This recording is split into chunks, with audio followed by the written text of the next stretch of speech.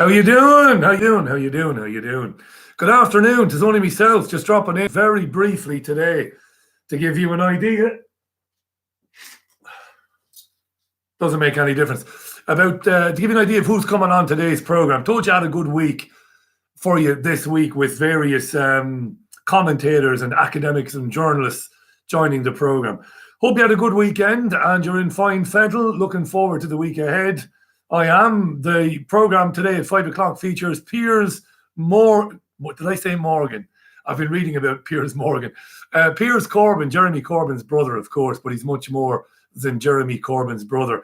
Piers was on LBC radio earlier today, but I don't think he's been on many other radio stations. Piers, of course, is a meteorologist and a climate change skeptic, a global warming skeptic. And today is the day of global warming coverage in the media. Greenpeace have called us all idiots. Act now, idiots, say Greenpeace. And the BBC and Channel 4 Sky, they are awash with coverage of climate change. And in case you've been somewhere else this morning, basically the headlines are that scientists are giving us a kind of a final warning about climate change and the possibility that we're heading for catastrophe. Apparently, top scientists from around the world have said that change in every aspect of society is necessary in order to avoid a catastrophe, a world which will be uninhabitable in 50 or 60 years' time. This is all about trying to keep the temperature rise. That's the mean global temperature, the average global temperature, under 1.5 degrees. The world's scientists are saying that it's heading for 3 degrees. So we're all screwed. Of course, in the words of the geologist Ian Plimer, I can get a 3-degree temperature change just by walking from here outside, or even by walking from here upstairs or to another room. It's all mad. It's a 33-page summary, and leading scientists have prepared a 33-page summary, and it's meant for the governments of the world who are going to have to change. Mining for coal is going to have to change in the next few years. Not change, but stop. Full stop. No more coal. Now, I'm not going to get into here today because I don't have time why I believe this hoax has been, perpetuated, why it has been foisted on the peoples of the world. But to cliff note it, to summarize it, it's about control, full spectrum domination of every aspect of your life and my life. That's what this agenda is really all about. And there's another email now. I get a lot of emails on this particular subject today from people. So it isn't happening. Carbon dioxide is not at dangerous levels. In fact, there is far less carbon dioxide in our atmosphere today than there was thousands of years ago, at other times, pre-industrial, well, way before pre-industrial revolution. It's a nonsense. And wasn't it very timely that a few weeks ago, the BBC as an organization sent out an email to all of its editorial staff to say to them, you no longer have to worry about balance anymore when you're covering climate change. Don't worry about it, because the argument is settled. Climate change is real. Man and man's activities even is leading to a irrevocable kind of no turning back changing of the climate. And it isn't true. It isn't true. I know this. There are times when I speculate maybe about things and maybe I don't have the facts on my side, but on this issue, I certainly do.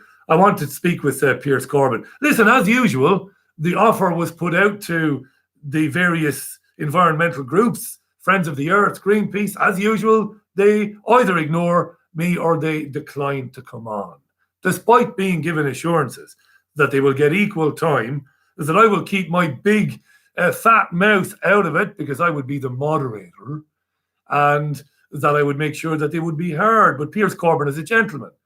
We saw him on that Nicky Campbell Big Questions program 18 months ago, where they ganged up on him, and where Nicky Campbell didn't give him his say. So anyway, look, Piers Corbyn, we'll talk about that.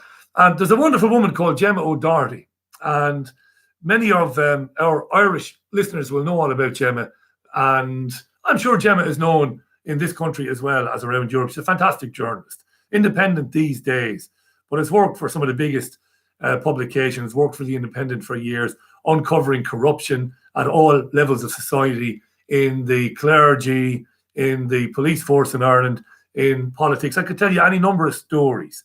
Gemma was on the programme about 2.5 years ago. She recently tried to get her name on the ballot in Ireland's upcoming presidential election and did quite well, Gemma, but didn't quite make it.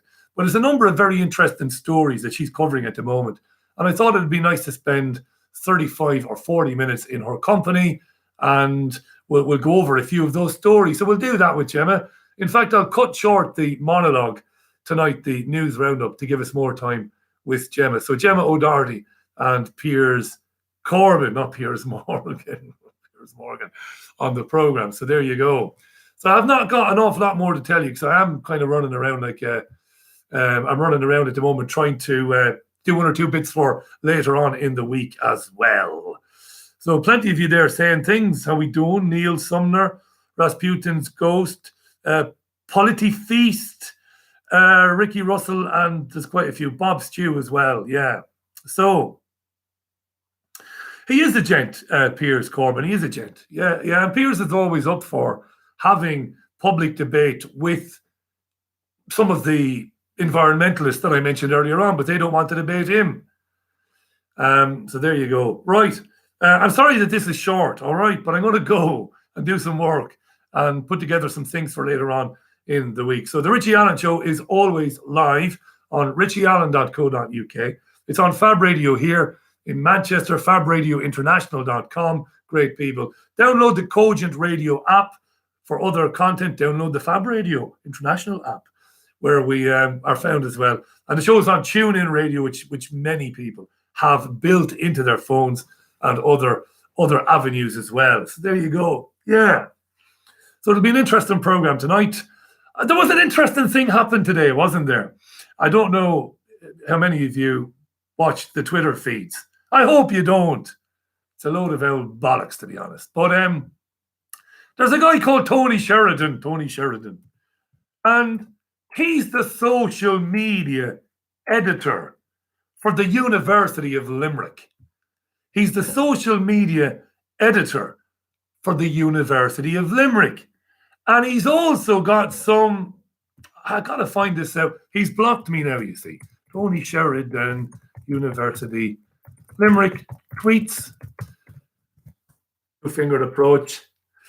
Yeah, Tony Sheridan. He's the social media officer for the University of Limerick, and he's also a board member of for the Limerick Mental Health Association. Social media officer for a well-known Irish university, and he's a board member for Limerick Mental Health Association. Now, earlier today, Tony the tough guy, he called, looks like I used a bit of Charlie, huh? Bit of Charlie before I go on air.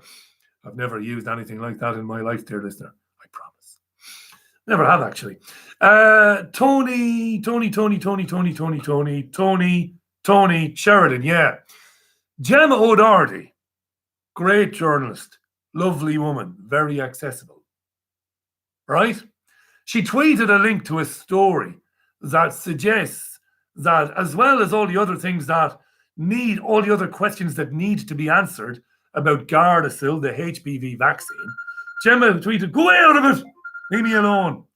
Gemma tweeted out, a link to a story that was saying that the HPV vaccine itself, Gardasil, might in fact be contributing to cervical cancer. She tweeted a link.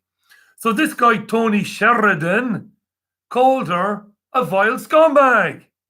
Shut up, you vile scumbag, he tweeted back at her. And I didn't think that was very gentlemanly. And I said as much.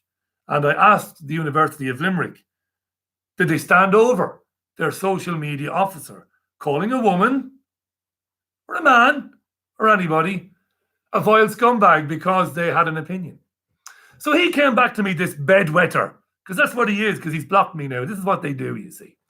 And he said that the University of Limerick was all in favour of free speech and they wouldn't have anything to say about it. And I said, well, it's not really a free speech issue. Yes, by all means, Tony, say what you want. I wouldn't deny you the right to say what you want. But you're bragging about being the social media officer for University of Limerick, and then you're using social media to call someone a vile scumbag who's asking questions about HPV. Was I suggesting that the University of Limerick should fire him? No. But I would like the University of Limerick to say, Tony, please don't call people vile scumbags. If you've got a problem with the tweet by Gemma O'Doherty, take her up on it. That, in a manner of speaking, is the adult and intellectual thing to do. If somebody says something that you disagree with, challenge them, him or her. Say to him or her, I don't agree with that, and this is why. Calling them a vile scumbag is tantamount to shutting them down.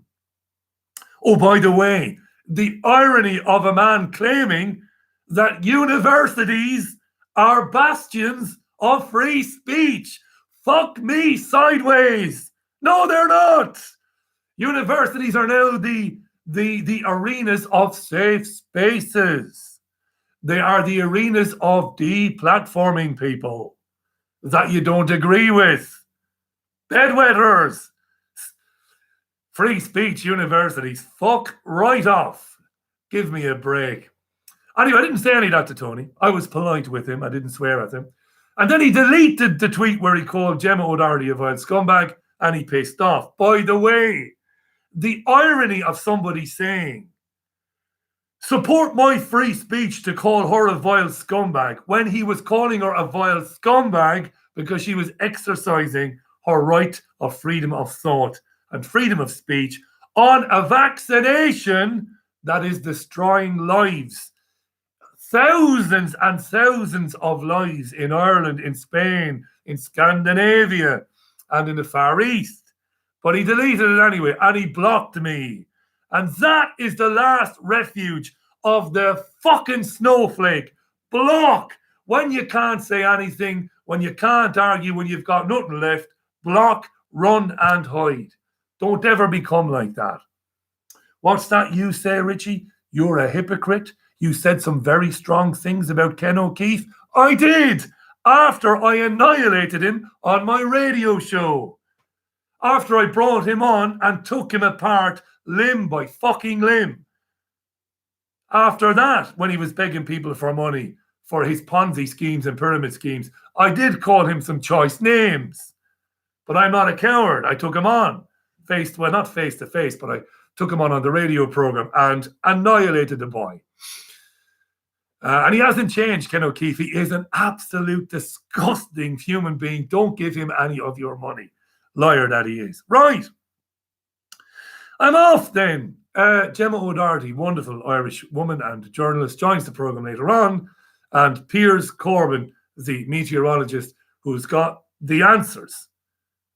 He's got the answers for the climate change scaremongers. He's got facts. He's got figures. He's got more than conjecture, more than opinion. He's got it all. And he will come on. And in the absence of Greenpeace and Friends of the Earth, I'll have to be the devil's advocate and put their points to Piers, which I will do in the interest of fairness. Right? Right. Good stuff.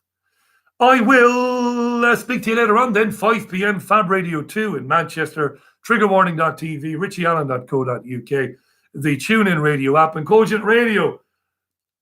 Don't miss the show today. It's going to be a good one. Until now, bye from me. Bye now. Bye.